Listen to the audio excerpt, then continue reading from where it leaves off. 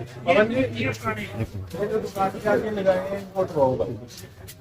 ये जो दुकान के आगे लगे हैं इनको हटवाओ। ये बहुत पहले के लगे हैं, इनको अपना काम करना। जब इनकी दुकान है इनको बाहर ये लगाने की क्या जरूरत है? ये किराए के चक्कर में लगा रखे किराए के चक्कर में है, इनका लगे रहे तो इनको आप दुकान है फिर क्या मेरी आपसे हाथ जोड़ के ये रिक्वेस्ट है कि प्लीज देखो जिनकी दुकान है वो दुकान के आगे मत आज का इनको समय दो और सारे को एक बार समझा जाओ आगे दिन में। आप खड़े हैं सबको पता लग जाएगा, वीडियो बन रही है।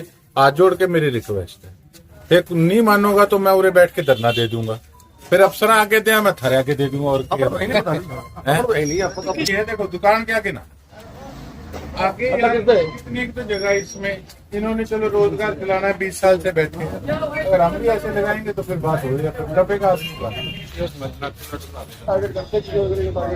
सारे शहर को करें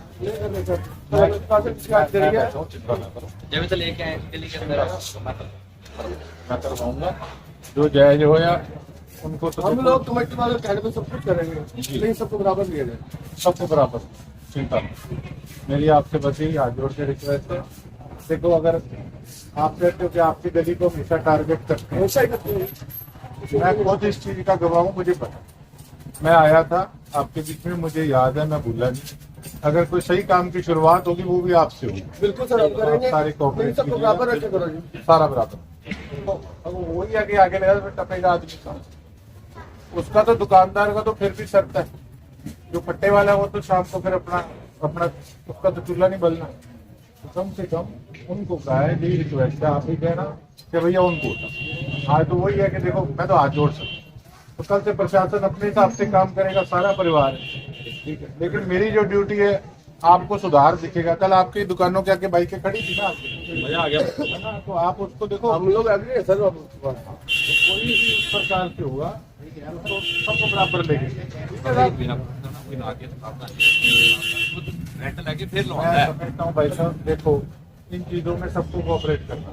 अरे 2 महीने में आपको बदलाव चाहिए।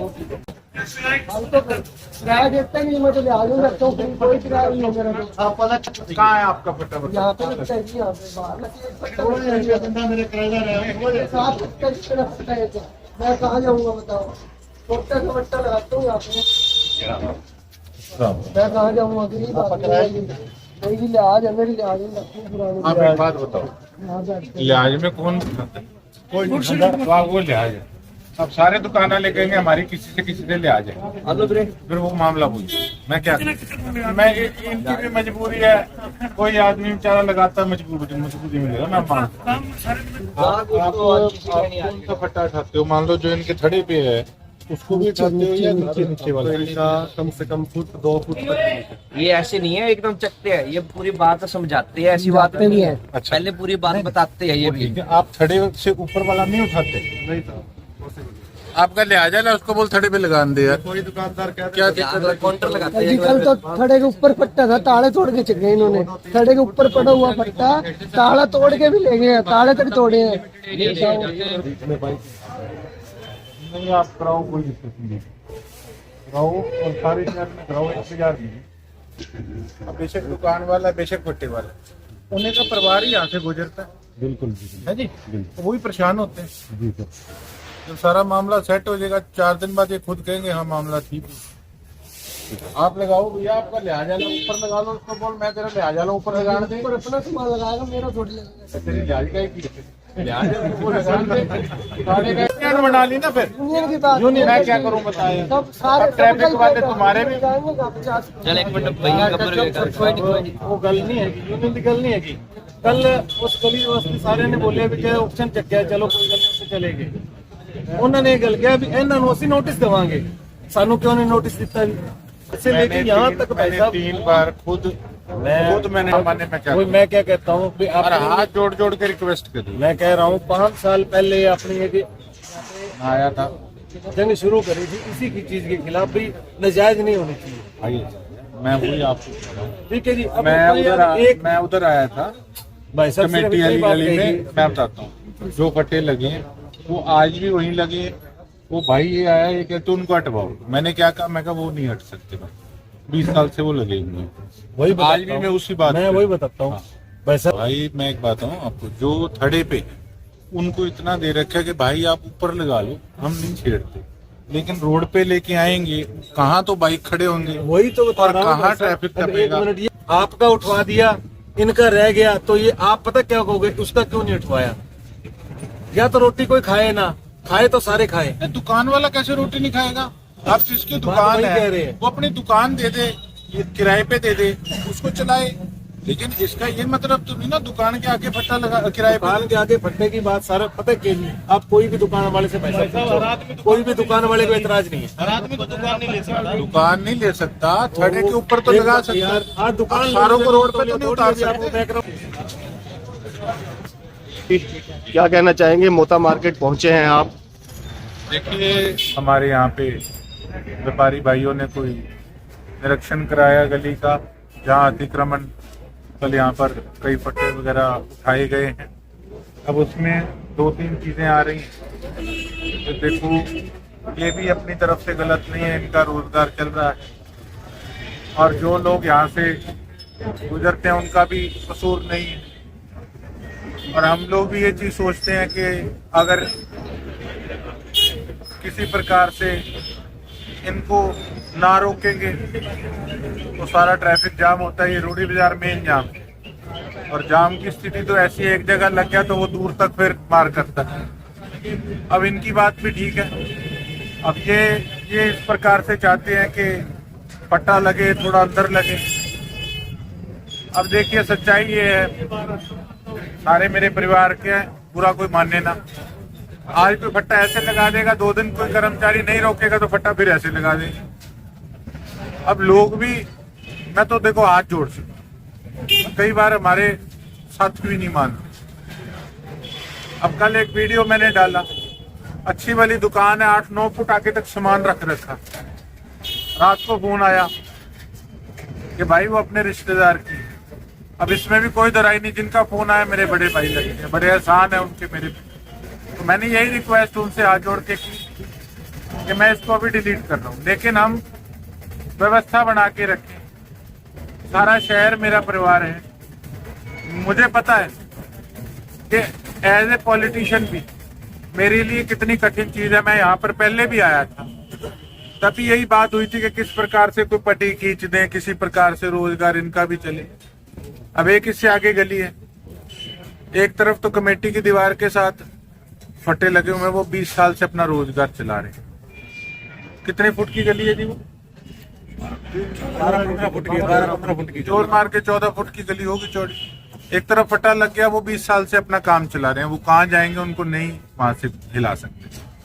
और उसके सामने दुकान है, दुकान वाले ने अपनी दुकान के आगे किराए पर पेटियां रखवा रखी, तो उसका तो सर रहा है ना, वो दुकान खुद खोल ले, नहीं तो दुकान को किराए पे चढ़ा दे। लेकिन ये अधिकार किसी ने नहीं दिया कि आप सरकार की जगह के ऊपर अपना सामान रखे और उसका किराया लो। किराया उसका कौन ले रहा है? नगर परिषद ले रही है, जिसके अधिकार क्षेत्र में, जिसके अंडर ये एरिया आता है। नहीं, लेकिन धक्का। तो देखो, इन चीजों को जब तक समझ के इस पे कॉम्प्रोमाइज नहीं होंगे, तो एक मैं बड़ा साफ शब्दों में कहना चाहता हूं कि कुछ इस तरीके के स्टेप होंगे, मैं मानता हूं, जिससे कि मेरे पर भी रोष हो सकता है लोगों। लेकिन देखिए, जो जिम्मेवारी लोगों ने दी है, मैं तो पहले से कहता हूं कि बड़े शहरों में जाके जब देखते हैं किस प्रकार से वहां पे सिस्टमैटिकली चीजें हैं, तो अगर हम चाहते हैं कि उस प्रकार से यहाँ भी सिस्टमैटिकली चीजें हों, तो उस पर कई कड़े स्टेप भी उठाने पड़ सकते हैं। तो लेकिन मेरा यही अनुरोध है कि भाई, जिसकी दुकान है, कम से कम वो तो अपना सामान आके ना लेके आओ। इसी गलियों के अंदर से हमारे परिवारों ने, आपके परिवारों ने, सब ने यहीं से क्रॉस करना।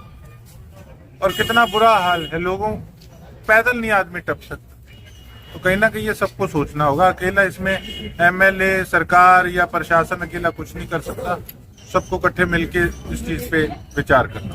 चलो, इतना रिलीफ दिया जाए कि थड़ों के ऊपर ही अपना रोजगार चला ले, लगा के पड़े। लेकिन देखो, उससे नीचे अगर सोचें कि सड़क पे लगाएंगे, तो बेशक ये मुझे आने ना दें, लेकिन उसके लिए देखो मैं इनसे यही अनुरोध करूंगा कि सड़क पर लगाना गलत, व्हीकल नहीं टप सकता, वहीं लोग पार्क कर देते हैं व्हीकल, ना वहां से क्रॉसिंग हो पाती, बुरे हालात पड़े। कल कुछ दुकानदारों के आरोप भी थे कि उनके आने से पहले उनके ताले तोड़े गए, संगलियां तोड़कर उनके फट्टे उठाए गए, उनके काउंटर उठा के ले गए। ऐसा देखिए मैं इनसे भी पूछूंगा, मुझे भी इन्होंने बताया है कि ये बात हुई है। देखो बेशक पहले एक कॉमन मैन के नाते मैं जो भी बात करता था, लेकिन वो एक सिद्धांत के तौर पे वो चीज नहीं थी। लेकिन आज एक व्यक्ति विशेष ना हो कि एज ए एमएलए मैंने 2-3 बार मैंने खुद हाथ जोड़ के रिक्वेस्ट करी, लेकिन जनता सीरियसली नहीं लेती, तो अफसर भी बताओ फिर क्या करें। तो अभी भी बड़े लोग हैं नहीं मान रहे, क्या करें। अब मैं तो इतना कह रहा हूँ कि भैया मैं तो पहले अधिकारियों के धरना देता था, अब तुम्हारी दुकान के आके धरना दे सकता, हाथ जोड़ के बैठ जाऊंगा, ऐसे मत करो। देखो अगर हम सोचे कि शुरू से ऐसे ही चलता आ रहा है तो ये कब तक ऐसा चलता रहेगा। सिस्टम को तो सुधारना हो, छोटी छोटी चीजों पे हमको कॉम्प्रोमाइज खुद भी करना होगा, तभी जाके हालात सुधरेंगे। मेरा जो मानना है कि अभी तो 100% में से 20% के करीब मुश्किल से मेरी वर्किंग रही, 80% अभी मैंने काम मैं नहीं कर पाया।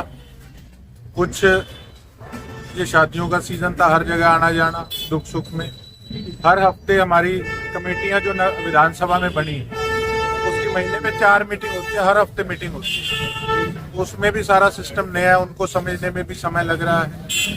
तो धीरे धीरे अब लोगों की भी डिमांड्स होती हैं और कई लोगों की कंप्लेंट्स भी आती है कि आप अपने हिसारिया बाजार वाले दफ्तर में क्यों नहीं बैठते, हमको थोड़ा दूर आना पड़ता है।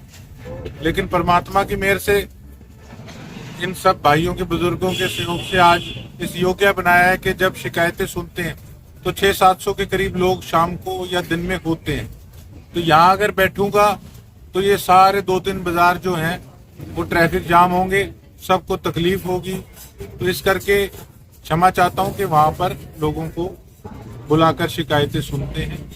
तो व्यवस्था है अभी सारी जो थोड़ा व्यस्त शेड्यूल है, लेकिन धीरे धीरे आप देखेंगे कि 20% से बदलाव 100% लाने में अपना दिन रात एक करते। लगातार आप अपील करते रहते हैं, आज भी कोई जो लोग अतिक्रमण करते हैं उनसे कुछ अपील करना चाहेंगे? देखो मैं यही कहूंगा, आज हो सकता है कई भाइयों को यहाँ जो खड़े हैं उनको मेरी बात चुभे भी, स्वाभाविक बात। जो आदमी हैंड टू माउथ है, अपना यहाँ काम करके शाम को अपने परिवार का पेट पालता है, तो अगर उसमें थोड़ी कटौती आएगी तो देखो उसका तो दिल दुखेगा। मैं इस चीज से भली भांति परिचित हूँ, इसीलिए मैं डीएमसी सरसा से बात भी करूंगा कि अगर कोई खड़े तो ऊपर तक कोई सामान लगाए तो उसको हम लगे रहने, सड़क पे कोई लाए तो देखो उससे व्यवस्था खराब होती है, और व्यवस्था तो हम सबको मिलके बनाते हैं। हमारे रहते आप बेरोजगार क्यों हैं? सरकारी नौकरी की सबसे अच्छी तैयारी, सबसे अच्छे अध्यापक, सबसे कम फीस, हरियाणा का नंबर 1 कोचिंग सेंटर ICS। संजीवनी अस्पताल बाल एवं शिशु रोग, general surgery, plastic surgery, neuro surgery, नेत्र रोग, फिजियोथेरेपी, स्त्री एवं प्रस्तुति रोग, हृदय एवं शुगर रोग, हड्डी एवं जोड़ रोग, कार्डियोलॉजी, दंत रोग, इमरजेंसी चिकित्सक सुविधाओं में एक भरोसेमंद नाम है। ICU, NICU, cath lab, hair transplant, private कमरे, urology, CT scan, laparoscopy, accident, trauma, heart attack, जले का इलाज, डायलिसिस की सुविधाएं उपलब्ध हैं। सभी मरीजों को खाना फ्री दिया जाता है। आयुष्मान भारत हरियाणा सरकार और रिटायर्ड फौजी भाइयों के इलाज, इंश्योरेंस और TPA पैनल पर सभी सुविधाएं उपलब्ध। पूछताछ मोबाइल नंबर 7027566691